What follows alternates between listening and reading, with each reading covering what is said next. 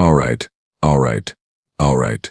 Settle in, get comfortable, because I am about to tell you a story that nobody believes. But I swear on my grandmother's third burial urn, every single word of it is true. My name is Zikkiv. I am a Morvani trader, all purple scales, 4 arms, and a face that my mother once described as unfortunate but functional. I have been working the trade routes for 37 cycles now. I have seen things that would make your brain stems curl up and cry. I have watched a Vexxian eat his own business partner over a disputed shipping fee. I have seen a null space rift open up in the middle of a negotiation and swallow an entire cargo bay. I once witnessed a sentient fungus achieve enlightenment and immediately file for bankruptcy. But nothing, and I mean nothing, prepared me for what happened with the human. This all took place on Orbital Station Keth-7. Now, if you have never been to Keth-7, count yourself blessed. The place is a floating garbage heap held together by rust, corruption, and sheer stubborn refusal to fall apart. 50 different species crammed into corridors that were built for maybe 12. The air tastes like recycled sweat and regret. The walls have this sticky film on them that nobody talks about. The food courts serve things that are technically edible in the same way that reactor coolant is technically a liquid. But here is the thing about Keth-7. It is one of the only places in this arm of the galaxy where you can move product without too many questions. Customs officials can be bribed, security looks the other way, and if you need to make a deal that exists in the gray areas of interstellar law, well, Keth-7 is your paradise. A filthy, disgusting, morally bankrupt paradise. I was there with my business partner Grelnik. He is a Thraxi. You know the type. Mandibles that click when he is thinking. Compound eyes that make it impossible to tell where he is looking, and a mind that is always scheming. Grelnik has never had a thought that was not connected to profit in some way. If you told him his mother was dying, his first question would be about the inheritance. We were in one of the lower cantinas that evening, the kind of place where the bartender does not ask questions, and the drinks might actually be drinks or might be industrial solvent depending on your species and your luck. The place was packed with the usual crowd. Craxians with their massive frames taking up 3 seats each. Vexxian traders whispering deals in corners. A few Morvani like myself trying to look like we belonged. And then Grelnik's mandibles started clicking. Now when Grelnik's mandibles click like that, it means trouble. It means he has spotted an opportunity. And when Grelnik spots an opportunity, someone is about to have a very bad day. I followed his compound gaze across the cantina, and that is when I saw her. The human. She was sitting alone at a table near the back, looking completely and utterly out of place. Small thing, maybe 1.5 meters tall. Soft skin, no scales, no protective plating, no visible claws or fangs. Brown hair tied back. Wide eyes scanning the room like she was trying to memorize everything at once. She had that look about her. You know the one. Fresh off the shuttle. First time away from whatever protected little corner of the galaxy she came from. Probably thought she was going to find adventure and excitement out here among the stars. Poor thing. Grelnik leaned over to me, his mandibles clicking faster now. Zikkiv, he whispered. Look at that. A human. A brand new human. All alone. Do you know what this means? I knew exactly what it meant. No, I said immediately. Absolutely not. We are not doing the Korrath thing again. Remember what happened last time. The Fenari almost died. Actually died. His heart stopped for 6 seconds. But he did not die, Grelnik countered. He recovered, eventually, and you have to admit the look on his face was priceless. This is the problem with Grelnik. He is not wrong. The looks on their faces are always priceless. I need to explain something here. The Korrath Bloom Extract prank is, well, it is a classic. A terrible, horrible, potentially lethal classic. Korrath Bloom is this flower that grows on the 3rd moon of Nexar Prime. Beautiful thing. Deep violet petals. Very elegant. Also hideously, catastrophically poisonous. The extract made from its nectar is fatal to roughly 98% of all known species in the galaxy. One sip and your cardiovascular system just stops, gives up. Decides that existence is no longer worth the effort. The remaining 2% who survive the initial contact still experience what medical texts describe as excruciating systemic distress, which is a fancy way of saying they spend the next several hours screaming. So naturally, someone decided to turn it into a prank. The joke goes like this. You find some newcomer who does not know better. You tell them that Korrath Bloom Extract is a traditional welcome drink on the station. You act all ceremonial about it. You make it seem like refusing would be culturally offensive, and then you watch their face when they smell it, because the stuff reeks like rotting flowers mixed with chemical waste. Most beings panic at that point. They make excuses. They politely decline, and everyone has a good laugh about how they almost poisoned the new arrival. The really funny part, the part that Grelnik lived for, was when someone actually took a sip, because we always had the antidote ready. We would let them suffer for maybe 5 seconds, just long enough for the terror to set in, and then we would save them. Hilarious. Absolutely hilarious. Looking back, I realize this says some very unflattering things about our sense of humor. Fine, I said, because I am weak and because Grelnik was already waving for the bartender. But we do this carefully. Humans are... I have heard things about humans. What things? Grelnik clicked dismissively. They are soft. They are small. They come from some nowhere planet in a forgotten system. What could possibly be dangerous about them? I did not have an answer for that. I really should have had an answer for that. A few seats away, Torvald the Craxian enforcer was watching us with his 6 eyes. He knew what we were about to do. I could see the amusement on his face, that massive rocky face that had seen 100 bar fights and caused at least 80 of them. Even he had no idea what was coming. We approached her table with all the casual grace of 2 predators who thought they were stalking easy prey, while Grelnik had already obtained the Korrath Bloom Extract from the bartender. A small vial of deep violet liquid that seemed to absorb the light around it. The bartender had given us a look when we ordered it. That look that said, I want no part of whatever happens next, but I am absolutely going to watch. The human looked up as we reached her table, and I have to say, her face just lit up. Genuine happiness. Genuine excitement. Like she had been waiting for someone to talk to her all evening and we were the answer to her prayers. Hi there, she said, and her voice was warm and friendly and completely trusting. I am Brenn Vossler. I just got here yesterday. This station is amazing, is it not? So many different species. I have never seen anything like it. Grelnik's mandibles clicked with barely concealed glee. Welcome, welcome, he said, laying it on thick with the ceremonial tone. I am Grelnik, and this is my associate Zikkiv. We noticed you sitting alone, and we thought, well, we simply cannot allow a newcomer to go without a proper welcome. Oh, that is so kind, Brenn said, and she meant it. She genuinely meant it. I was worried everyone here would be too busy to bother with someone new. Back home they told me stations like this could be unfriendly. Unfriendly? Us? Oh. I found myself saying, and I could hear how fake my voice sounded. No. Keth-7 is very welcoming. In fact, we have a tradition here, a ceremony for new arrivals. I held up the vial of Korrath Bloom Extract. The liquid inside swirled lazily, thick and syrupy and wrong. Even in the dim light of the cantina, you could see how unnatural it looked. How dangerous. This, Grelnik announced, loud enough for nearby tables to hear, is a traditional welcome drink. Very special. Very ceremonial. It would be a great honor for us if you would share in this custom. I noticed the other patrons starting to pay attention. A few of them recognized what we were holding. I saw one Vexxian trader put down his drink and lean forward. A pair of Fennery at the bar turned around on their stools. Even the bartender stopped pretending to clean glasses and just watched openly. Brenn looked at the vial with curiosity. Oh, how wonderful. What is in it? Ancient recipe, Grelnik said smoothly. Very traditional. The ingredients are sacred. It is a bit of an acquired taste, I added, pouring the extract into a small glass.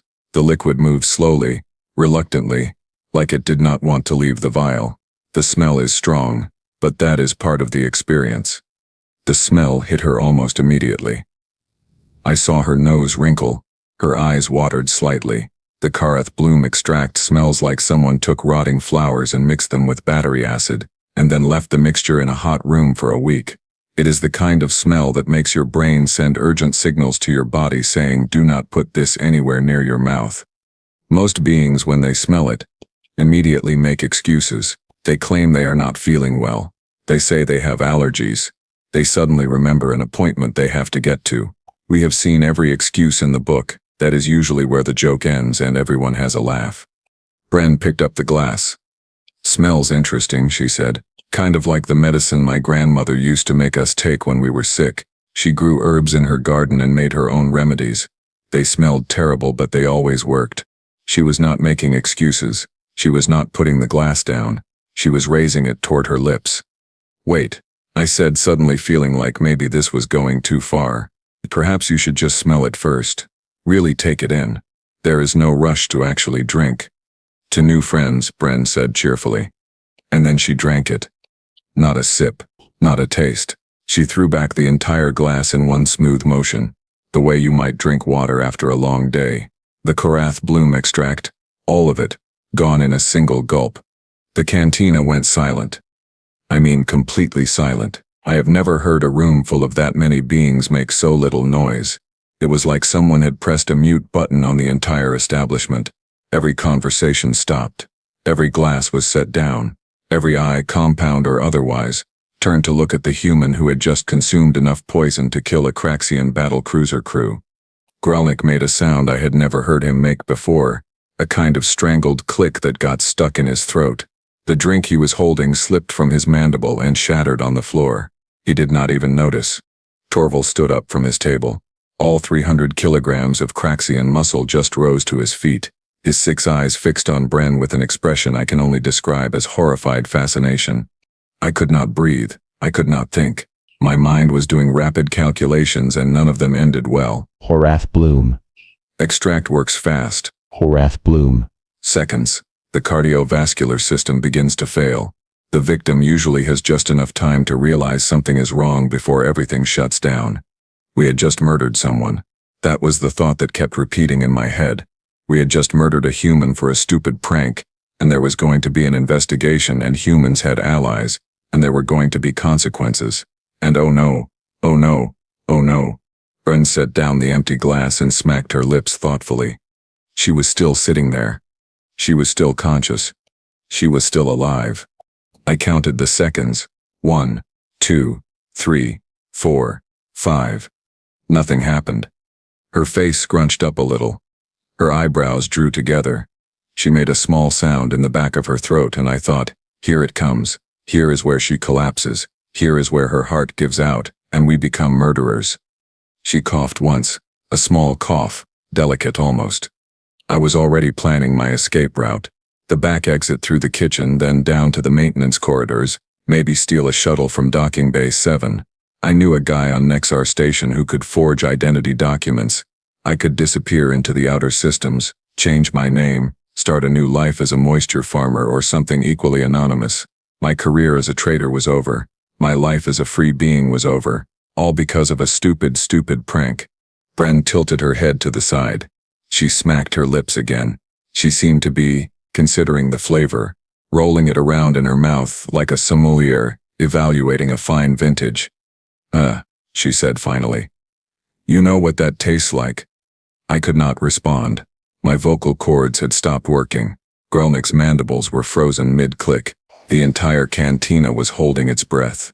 "That tastes exactly like the cough syrup my grandmother used to give me when I was little." Brenn continued, apparently unaware that she should be dead. She made it herself from some old family recipe. Terrible stuff, but it always cleared up a chest cold in no time. She looked at the empty glass with something that might have been appreciation. "Do you have any more?" she asked. I heard a sound that might have been a Vexxian fainting. "Excuse me?" I managed to croak out. "More of this," Brenn said, tapping the glass. "It is actually perfect. I have had this scratchy throat ever since I got here. I think it is the recycled air. A bit more of this, and I bet it would clear right up." I looked at Grelnik. Grelnik looked at me. For the first time in our entire partnership, neither of us had anything to say. Maybe I had misheard her. Yes, that must be it. My translator was malfunctioning. There was no way she actually said what I thought she said. I tapped the device implanted behind my ear, ran a quick diagnostic. Everything was functioning normally. She had really asked for more poison, more of the substance that should have killed her before she finished swallowing it. Maybe the bottle was mislabeled. That had to be the explanation. The bartender had given us the wrong thing. Some harmless purple liquid that just happened to smell like death. But no. I had seen the seal on that vial. Authentic Korrath Bloom Extract, certified and dated. The real thing. Grelnik, I said slowly, scan her. Grelnik fumbled for the medical scanner he always carried. His hands were shaking so badly that he nearly dropped it twice. He pointed it at Brenn, who watched with polite curiosity like she was humoring a peculiar local custom. The scanner beeped. Grelnik looked at the readings. The color drained from his face. I did not even know Thraxi could lose color in their faces. But there it was. The extract is in her system, he said, his voice barely above a whisper.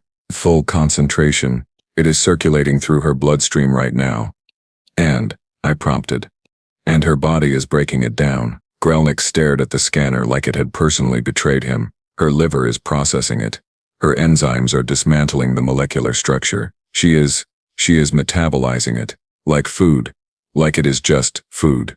Is that not what you are supposed to do with drinks? Brenn asked innocently. The cantina erupted. Everyone started talking at once. Beings pushed closer to our table trying to get a better look at the human who had just consumed Korrath Bloom Extract and asked for seconds. I heard fragments of conversation swirling around us. Did you see that? Did you see what she just did? It is a trick. It has to be a trick. Maybe she is not really human. Maybe she is something else wearing a human skin. I heard humans were strange, but this is... Someone check the bottle. The bottle must have been fake. Torval shoved his way through the crowd, his massive frame parting the other patrons like a ship through water. He planted himself directly in front of our table and fixed all 6 of his eyes on Brenn. "What are you?" he demanded. His voice was deep and rumbling, the kind of voice that usually made people confess to crimes they had not committed. Brenn blinked at him. "I am human, from Earth. I have identification if you need to see it." "Humans cannot survive Korrath Bloom Extract," Torval said firmly. "Nothing survives Korrath Bloom Extract. I once saw a Drexxian warlord die from half the dose you just swallowed, and Drexxians are some of the hardiest beings in the galaxy. So I will ask you again. What are you?" Brenn looked around at all the faces staring at her. Morvani, Thraxi, Vexxian, Craxian, Fenari, all of them watching her like she was either a miracle or a monster, and none of them quite sure which. "I really am just human," she said, and she sounded genuinely confused by the attention. "Is this not normal? Was that drink actually supposed to be dangerous?" Grelnik made a sound like a deflating pressure valve. "Dangerous," he repeated weakly.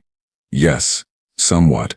It is one of the most lethal substances in the known galaxy." Brenn's eyes went wide. Oh my goodness. That is, wow, that is really embarrassing. I am so sorry. I had no idea. It honestly just tasted like medicine to me.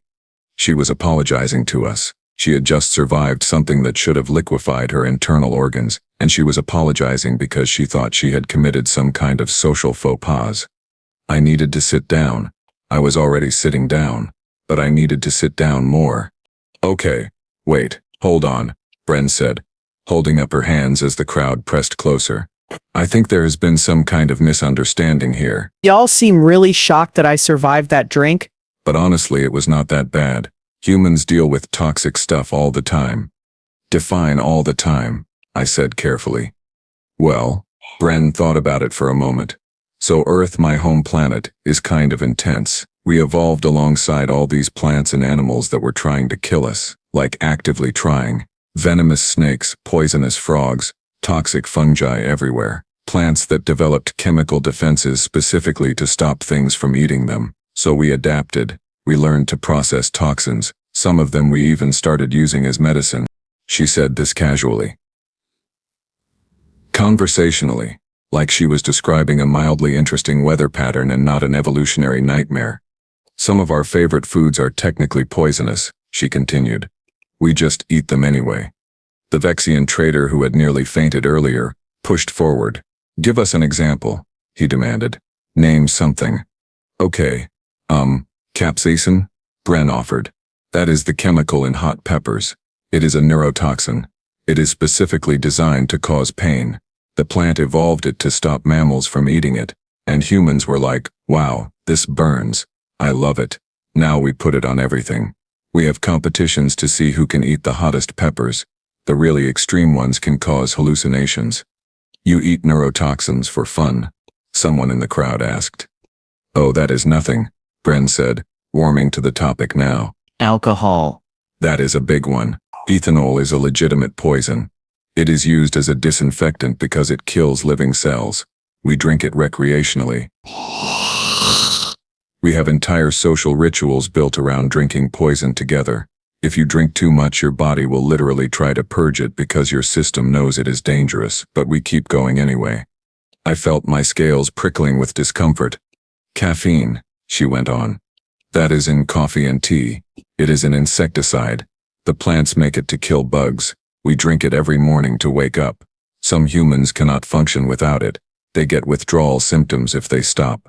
Withdrawal symptoms, Grelnik repeated, from insecticide. And the abromin, that is in chocolate, perfectly harmless to us, but it is lethal to a lot of other earth mammals. We give it as gifts, to people we love. Here, darling, I got you some poison for your birthday. The cantina had gone very quiet again, but it was a different kind of quiet this time, not the shocked silence of before.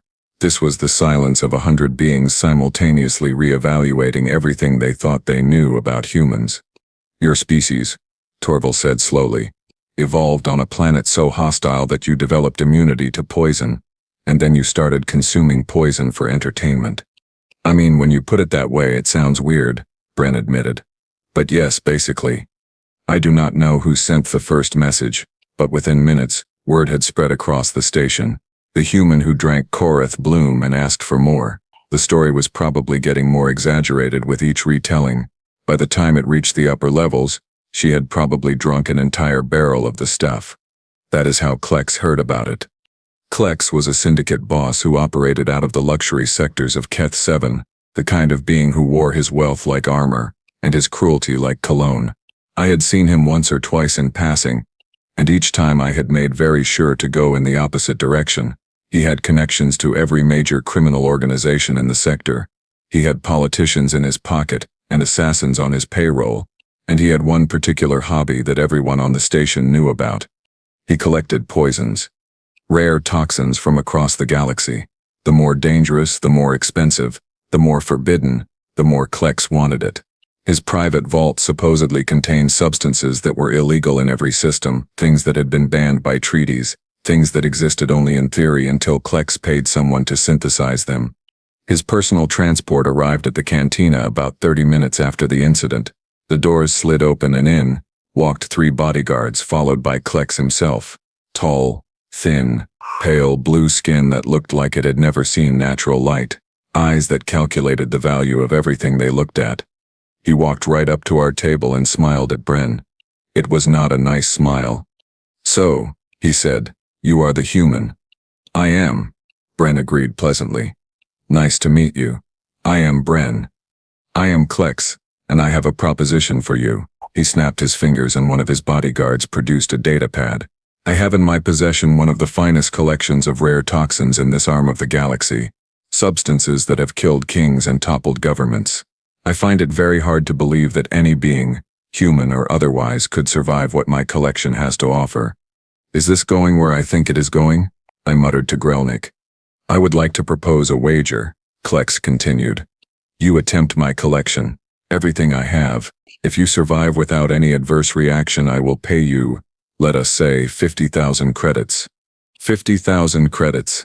That was more than Grelnik and I made in a standard year. And if she does show an adverse reaction? I asked, already dreading the answer. Klexx turned that cold smile on me. Then you and your Threxy friend owe me your ship. The one docked in Bay 12. I had it appraised while I was on my way here. Nice vessel. I could use a new transport for my secondary operations. Now wait just a minute. Grelnik started. You started this, Klexx interrupted smoothly. You gave her the Korrath. You created this situation, so you will share in the stakes. Unless you want me to inform station security about some of your other business activities. The ones that exist in those gray areas you so enjoy. Grelnik's mandibles clicked shut. I looked at Brenn, She was looking at Klexx with an expression of genuine interest, not fear, not concern.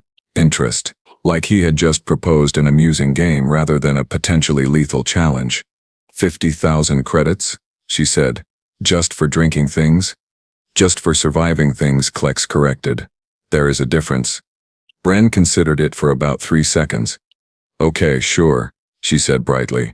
That sounds like fun. Do you have anything with a citrus flavor? I really like citrus. Klexx blinked. It might have been the first time anyone had ever thrown him off balance. We'll see what I can arrange, he managed. Klexx had his people clear out the main floor of the cantina, tables shoved aside, chairs stacked against walls, a single seat placed in the center of the room for Brenn, with a small table in front of her where the poisons would be presented. It looked like an execution setup, which, I suppose it technically was. Except the person being executed did not seem to realize it. Brenn sat down in the chair and looked around with the enthusiasm of someone who had just gotten front row seats to a show. This is very exciting, she said. I have never done anything like this before. Is there going to be music? There should be music. There was not going to be music. The crowd had tripled in size by now. Beings were packed into every available space. Some were standing on tables. A few enterprising individuals had climbed onto the rafters for a better view. Someone had started a live feed, and according to Grelnik's datapad, it was being watched on 6 different stations and climbing. Klexx stood beside the table, his bodyguards flanking him like pillars of menace. He had changed into more formal attire for the occasion. Apparently, poisoning a human was a black tie event. We will begin, he announced, and his voice carried through the silent room, with something relatively simple: Vexxian Widow Venom. A murmur went through the crowd. Vexxian widows were legendary, arachnid creatures the size of a small transport with fangs that could punch through armor plating. Their venom was prized by assassins across the galaxy because it killed almost instantly on contact with mucous membranes. Eyes, mouth, nose, anywhere soft and wet, 1 drop and you were dead before you could scream. Klexx's bodyguard brought out a vial of something that looked like liquid midnight, black and oily and somehow alive. He poured a small amount into a glass with the careful precision of someone handling antimatter. Brenn picked up the glass and looked at it curiously. Pretty, she said. You are supposed to drink it, Klexx said dryly. Not admire it. Right, sorry.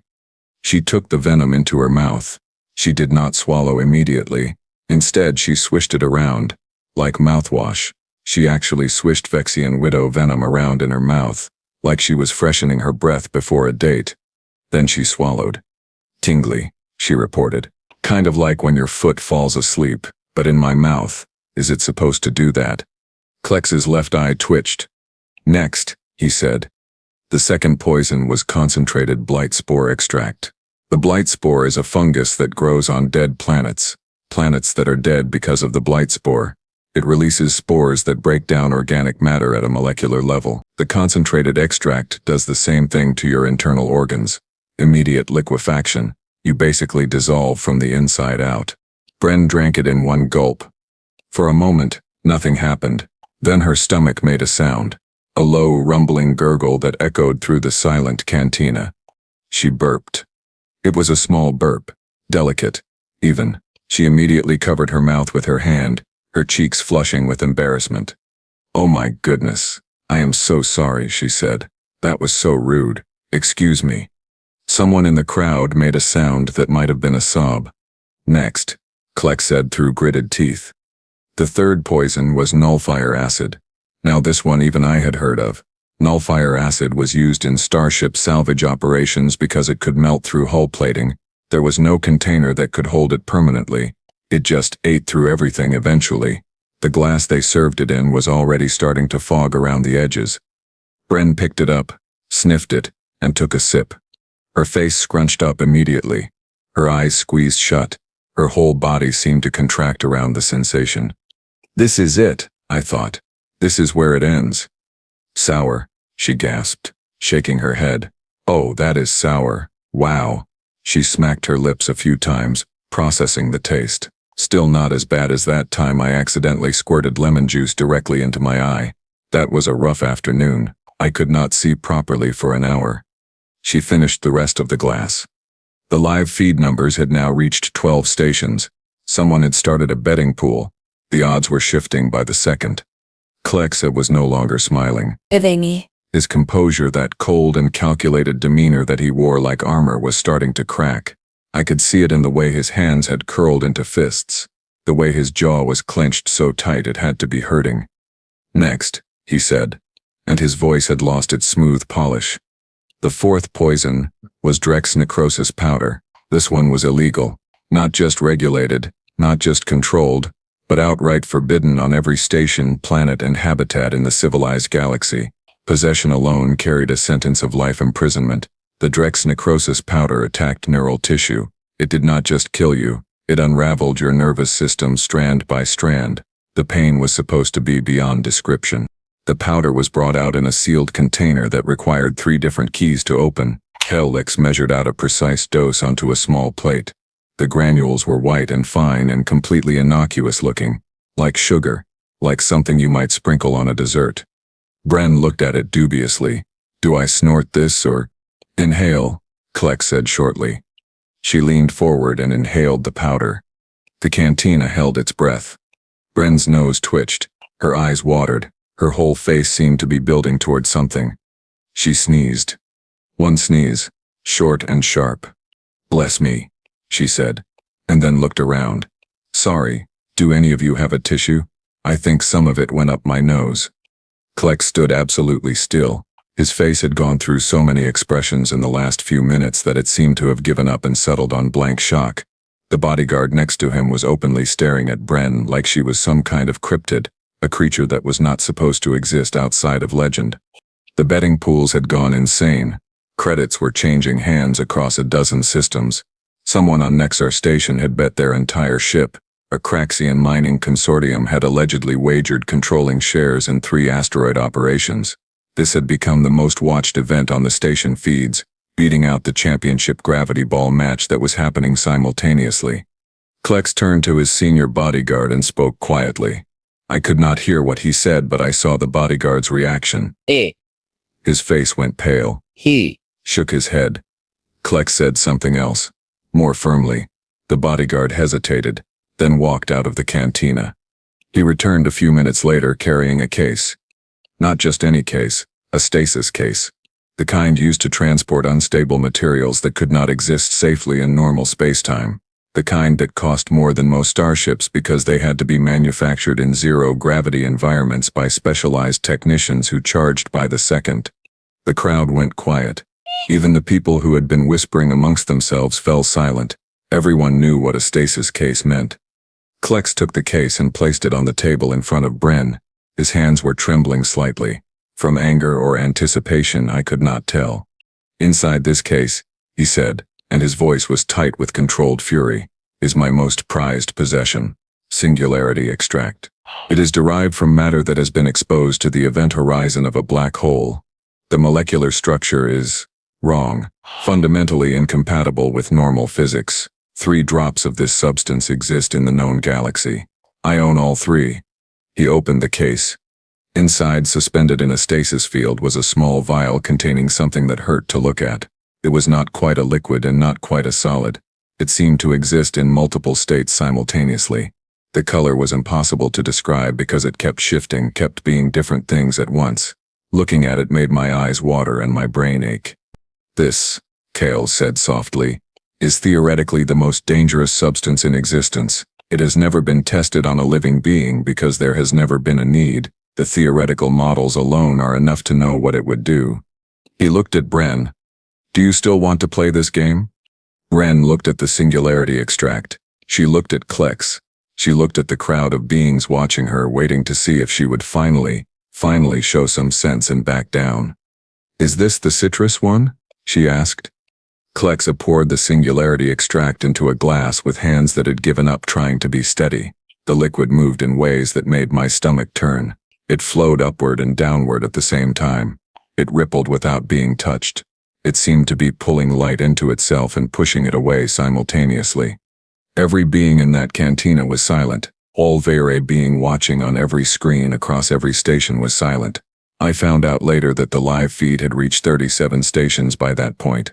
Cargo ships had stopped mid-transit so crews could watch. A diplomatic summit on Nexar Prime had paused its proceedings. Somewhere, allegedly, a Craxian funeral had been interrupted because the mourners wanted to see what happened. Brenn picked up the glass. She looked at the Singularity Extract for a long moment. The substance looked back. I know that does not make sense, but that is what it felt like it was aware, like it was waiting. Bottoms up, she said. She drank it. The cantina did not breathe. I am not being poetic here. I literally do not think anyone took a breath. I certainly did not. Grelnik's mandibles were frozen. Torval's 6 eyes were locked on Brenn. Klexx was leaning forward with the desperate intensity of someone whose entire fortune hinged on the next few seconds. Brenn swallowed. She blinked. She opened her mouth to say something. And then she hiccuped. It was a small hiccup, almost cute, the kind of sound a baby might make. Then she hiccuped again, and again, and again. She could not stop. Brenn sat there in the center of that cantina, in front of hundreds of witnesses and thousands more watching remotely, hiccuping uncontrollably. Her whole body jerked with each one. Her face went red. Her eyes started watering. She tried to hold her breath. She tried to drink water that someone hastily provided. Nothing worked. The hiccups continued for 2 full minutes. 2 minutes of the most dangerous substance in the known galaxy producing nothing more than a case of hiccups. When they finally subsided, Brenn looked absolutely mortified. Her hands were covering her face. She was shaking her head slowly. "Oh no," she groaned. "That is so embarrassing. That always happens to me when I drink something carbonated too fast. I have had this problem since I was a kid. My sister used to make fun of me for it constantly." She looked up at the stunned crowd. "I am so sorry. That was really unprofessional. Can we do that one again?" Klexx made a sound. I have never heard a sound quite like it before or since. It was somewhere between a scream and a laugh and a sob, all compressed into a single strangled noise. His whole body had gone rigid. His pale blue skin had turned almost white. His hands were shaking at his sides. "What are you made of?" he demanded. His voice cracked on the last word. "What are humans made of? How is this possible? How are you possible?" Brenn shrugged. "Mostly water," she said. "And, I guess spite? My mother always said I was too stubborn to know when to quit." "Is that the kind of answer you were looking for?" Klexx stared at her for a long moment. Then he turned and walked out of the cantina without another word. His bodyguards followed. The stasis case with the remaining Singularity Extract was left on the table, apparently forgotten. Or maybe he just could not stand to look at it anymore. The credits hit our accounts within the hour. 50,000 as promised. The Ertelix might have been humiliated, but apparently he honored his bets. Professional pride. Maybe. Or maybe he just wanted this whole thing to be over. Grelnik and I sat there staring at our data pads, watching the numbers in disbelief. 50,000 credits. We were wealthy. We were set for years. We could upgrade our ship, expand our routes, maybe even retire early to one of the nice colony worlds where the air did not taste like recycled regret. I looked at Brenn. "We should split this with you," I said. "You did all the work. You took all the risk. We should at least give you a third." Brenn shook her head. "Oh no, I could not accept that. You two were so nice to welcome me to the station. That drink you gave me really did help my throat. And this was fun. I have never been the center of attention like this before. It was kind of exciting. Fun." She called it fun. "There must be something we can do for you," Grelnik insisted. "Anything. Name it." Brenn thought about it for a moment. "Actually, could you point me toward the food court? All those liquids made me really hungry. I could go for something spicy." Of course she could. Torval ended up escorting her. I think he was afraid to let her out of his sight, or maybe he just wanted to see what other impossible things she might do. She waved goodbye to us as she left, cheerful and friendly and completely unaware that she had just broken the minds of half the sentient beings on the station. At the doorway she paused and looked back. "Oh, I should mention," she said casually. "I am actually kind of a lightweight back home. My sister Marin can eat ghost peppers without even sweating. You should see her at our family barbecues. She puts hot sauce on everything, even ice cream." Then she was gone. Grelnik and I sat there in the aftermath. The cantina was slowly returning to normal. Beings were talking again, drinking again, trying to process what they had just witnessed. The live feeds were replaying the highlights. Someone had already made merchandise. I looked at Grelnik. "We tried to prank a human," I said. "Yes," Grelnik agreed. "We gave her poison as a joke." "Yes. And now we are rich and she is getting lunch, and Klexx is probably having a breakdown somewhere." "Yes. We sat with that for a while. So here is my advice to you, whoever you are, wherever you are hearing this story. If you ever meet a human, and you think to yourself, oh, this will be funny, I am going to play a little joke on them, I want you to reconsider. I want you to think very carefully about what you are doing. Humans did not claw their way to the top of their food chain by being fragile. They did not survive a planet that was actively trying to kill them by being weak. They took every poison, every venom, every toxic substance their world threw at them, and they adapted. They evolved. They overcame. And then they got bored and started eating those poisons for fun. They turned death itself into a seasoning. So the next time you see a human and think they look soft and harmless, remember this story, whole. Remember Brenn Vossler, who drank Korrath Bloom Extract and asked for seconds, who swished Vexxian widow venom around like mouthwash, who consumed the most dangerous substance in the known galaxy and got the hiccups. Remember that humans are the only species in the galaxy who looked at the universe's most lethal substances and said, you know what, those look tasty. And then leave them alone. Trust me, it is just not worth it.